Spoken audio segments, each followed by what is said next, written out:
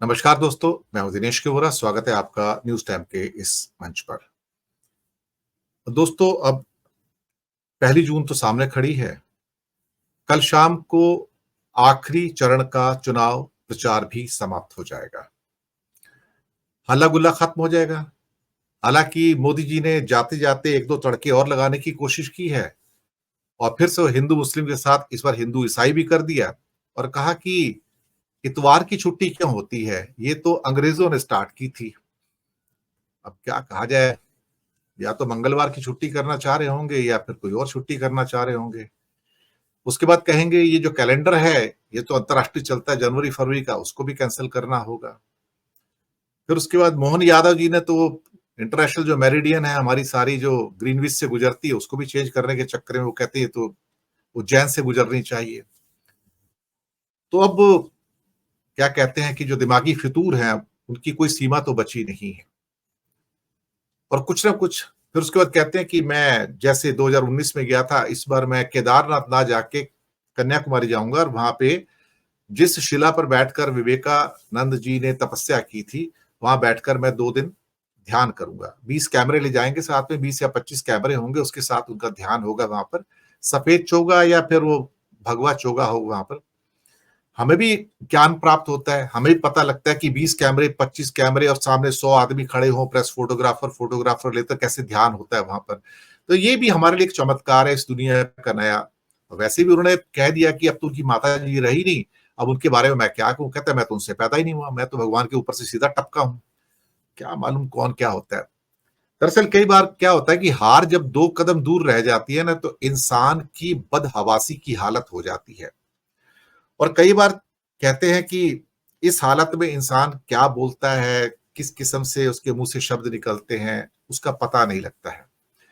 लेकिन अब मोदी जी ने इंडिया गठबंधन के जो साथी हैं उन पर डोरे डालने शुरू कर दिए। डोरे इसलिए डालने शुरू कर दिए कि एक इंटरव्यू में कह दिया उन्होंने अभी कि राजनीति में कोई दुश्मन नहीं होता है, कोई परमानेंट दुश्मन नहीं होता है। मुझे भी हैरानी हुई, मोदी जी कह रहे हैं राजनीति में कोई परमानेंट दुश्मन नहीं होता है। तो भाई जिनको जेल में डाला है आपने, तेजस्वी, लालू, इनको भी तेजस्वी के चक्कर में है, लालू को डाला हुआ है, हेमंत सोरेन को डाला, केजरीवाल को डाला, सिसोदिया को डाला, सत्येंद्र जैन को डाला। आज आतिशी के खिलाफ भी एक मानहानि का केस कोर्ट में आ गया। और इसके अलावा और भी कई लोग जो जेल की हवा खा चुके हैं। अनिल देशमुख महाराष्ट्र से हैं, इसके अलावा और भी कई महाराष्ट्र से जो नेता अंदर गए हुए हैं।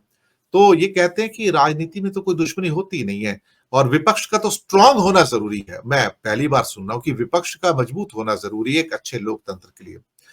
कहते हैं जब इंसान का हवाई जहाज नीचे उतरता है तो उतरेगा तो जमीन पे ही, तो तब उसको होश आना शुरू होता है, तो हमेशा हमेशा तो हवा में उड़ नहीं सकता। अब मोदी जी कहीं ना कहीं डोरे डाल रहे हैं। सबसे पहला जो डोरा डालने के चक्कर में वो है ममता बनर्जी की। उनके पास 25-30 सीटें आएंगी तो शायद वो 25-30 सीटें लाकर मैं कुछ ना कुछ कर पाऊंगा। वैसे नवीन बाबू को तो इतना ज्यादा इन्होंने नाराज कर दिया है कि इतना अटैक किया है, इतना अटैक किया है कि हिमंता बिस्वा शर्मा ने भी अटैक कर दिया उनके ऊपर कि उनके जो पीए हैं पांडियन साहब, वो उनका हाथ संभाल रहे थे जो कांप रहा था। और अमित शाह ने कह दिया कि इनको तो तमिलनाडु से चुनाव लड़ना चाहिए था नवीन बाबू को। तो मुझे लगता है कि एक विभत्स किस्म का प्रचार जो नवीन बाबू के खिलाफ किया गया मोदी, शाह और उनकी टीम के द्वारा, ना केवल निंदनीय है, बल्कि ये कहा जाए कि जिन शब्दों का उपयोग वो नवीन बाबू के लिए कर रहे हैं, उसके बाद नवीन बाबू भी शायद साथ आते आते अब दूर चले गए हैं और किसी भी हालत में वो अब इनको तो समर्थन नहीं देंगे अगर उनके अंदर भी कोई गैरत बची है तो। बातचीत करने के लिए आज हमारे साथ पंजाब से मोहम्मद खालिद साहब। सर आपका स्वागत है। गिरीश भाई हमारे साथ जुड़ रहे हैं एज यूजुअल गुजरात से, सर आपका स्वागत है। हैदराबाद से हमारे साथ डॉक्टर शुजात अली हैं, सर आपका स्वागत है। और हिमाचल से दिनेश कंवर जी, सर आपका बहुत बहुत स्वागत है। आप 1-2 दिन पहले प्रियंका गांधी के रोड शो और रैली को भी कवर करने गए थे, तो पहले आज दिनेश जी आपके पास ही आ जाता हूँ क्योंकि आप हैं हिमाचल से। तो हिमाचल की हवा थोड़ी सी ठंडी है, बाकी सब जगह गर्म है। मेरा भी एसी चल रहा है सर। मुंबई में इतनी गर्मी तो नहीं है लेकिन उमस बहुत ज्यादा है, 35-36 डिग्री में। लेकिन सुना है कि पूरा नॉर्थ इंडिया तो बॉयल कर रहा है 48, 49, 50 डिग्री पे। आप बताइए क्या राजनीति भी हिमाचल की उबल रही है? और साथ में चंडीगढ़ भी आपके साथ में, जरा बताइए सर। अनम्यूट कर लीजिए सर। सबको सबको नमस्कार। और हिमाचल की जो हवाएं हैं वैसे तो सर्द हैं, धौलाधार पीर पंजाल रेंजेस से आ रही हैं, तो वहां काफी स्नोफॉल है। लेकिन परिस्थितियां जो राजनीतिक पटल पर हम देख रहे हैं, तो यहाँ पारा बहुत ऊपर चला गया हुआ है। कारण इसका यह है कि 2 दिन बाकी रह गए हैं, एक आज का दिन है और एक कल का। कैंपेन के 2 दिन हैं और धुआंधार जो बल्लेबाजी है वो की जा रही है दोनों तरफ से। कुल मिलाकर इलेक्शन की 4 सीटें हिमाचल में हैं और लोकसभा के अलावा यहाँ पर 6 सीटों पर बाई इलेक्शन हो रहा है असेंबली का। तो कुल 10 सीटों पर जो इलेक्शन हो रहा है, ये जहां एक और भारतीय जनता पार्टी को अपने आप को रिटेन करना है, वहीं दूसरी तरफ जो सरकार है उसके लिए भी ये एक प्रतिष्ठा का प्रश्न बन गया हुआ है, क्योंकि 6 विधायक पार्टी छोड़कर गए सत्तारूढ़ दल के, कांग्रेस पार्टी के, और वो 6 के 6 अब बाई इलेक्शन में असेंबली इलेक्शन लड़ रहे हैं भारतीय जनता पार्टी के टिकट से।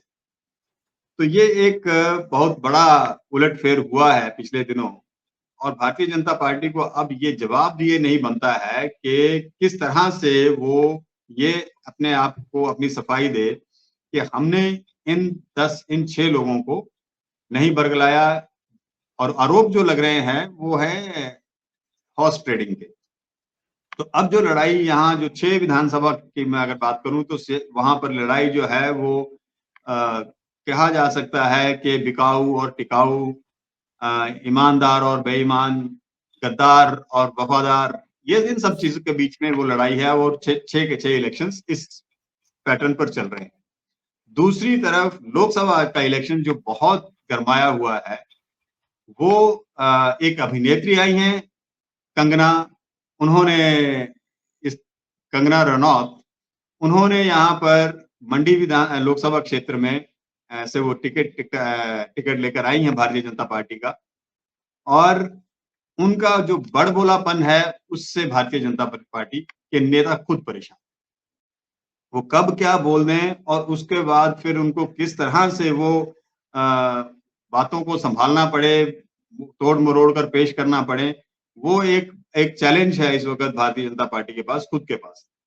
तो वहां से दूसरे कैंडिडेट हैं, मैं अभी आपको ये बता दूं कि 4 कैंडिडेट्स हमारे जो भारतीय जनता पार्टी के हैं, उनमें कंगना रनौत एक हैं, दूसरे हैं सिटिंग एमपी शिमला से जो सुरेश कश्यप जी, तीसरे हैं कांगड़ा से जो कैंडिडेट है वो राजीव भारद्वाज जी हैं, और चौथे कैंडिडेट हमीरपुर पार्लियामेंट से हैं अनुराग सिंह ठाकुर, जो इंफॉर्मेशन एंड ब्रॉडकास्टिंग मिनिस्टर। तो इनमें से सबसे heavy weight candidate Bharatiya Janata party के पास हमीरपुर संसदीय क्षेत्र में है। और सबसे इंटरेस्टिंग बात यह है कि इस बार ना मोदी वेव है और ना ही कोई और इनके पास एजेंडा रह गया हुआ है। ये बार बार अब या तो धर्म की बात कर रहे हैं, रामलला जिनको लाए हैं, जो रामलला को लाए हैं हम उनको लाएंगे, ये वह सब चीजें, और उसके बाद साथ के साथ हिंदू मुसलमान, ये सब चीजें जो है वो इस वक्त बीजेपी के प्लेटफॉर्म से आपको सुनने को मिल रही है। और लोग जो है वो इन चीजों को, वो बात मैं आपको बड़ा स्पष्ट कर देना चाहता हूं कि ये जो काठ की हांडी बार बार चढ़ाते हैं ना धर्म की, ये इस बार नहीं चढ़ रही। तो उसके चलते कंटेस्ट बीजेपी को, जो पिछली बार आपको ये भी बता दूं कि पिछली बार ये सारी की सारी 4 सीटें जब 2019 का चुनाव था, 4 लाख से अधिक वोटों से जीती गई थी, और इस बार जो आंकड़ा ये 5 लाख के अधिक से अधिक जीतने की बात कर रहे हैं, इस बार गले में फांस फंसी हुई है कि सीट किस तरह से निकाली जाएगी। इस वक्त की जो परिस्थितियां है, हिमाचल की हम बात करें तो हिमाचल में ना ही तो कांग्रेस कैंडिडेट्स की मैंने लिस्ट आपको नहीं बताई, वो बताता चलता हूं। पीडब्ल्यूडी मिनिस्टर विक्रमादित्य सिंह जो हैं वो मंडी से चुनाव लड़ रहे हैं। एक एमएलए हैं विनोद सुल्तानपुरी, वो शिमला से चुनाव लड़ रहे हैं। एक पूर्व एमएलए रहे हैं वो हमीरपुर से चुनाव लड़ रहे हैं, सतपाल सिंह रायजादा। और हैवी वेट कैंडिडेट कांग्रेस ने कांगड़ा लोकसभा से उतारे हैं अनंत शर्मा। तो ये इस बार का जो चुनाव है वो बहुत सिलेक्टिव कैंडिडेट्स की चुनाव में कांग्रेस पार्टी ने इस बार बहुत मशक्कत करके कैंडिडेट्स उतारे हैं, और पहली बार ऐसे लग रहा है कि यहाँ चुनाव कांग्रेस लड़ रही है। अदरवाइज पिछले जो 2-3 इलेक्शन थे उसमें कांग्रेस पार्टी के जो कैंडिडेट्स थे उनका खुद का भी और कांग्रेस पार्टी का खुद का भी ऐसा लग रहा था जैसे वो तश्तरी में परोस कर सीट देने वाली बात थी। लेकिन इस बार मुद्दे बड़े गंभीर हो गए हैं।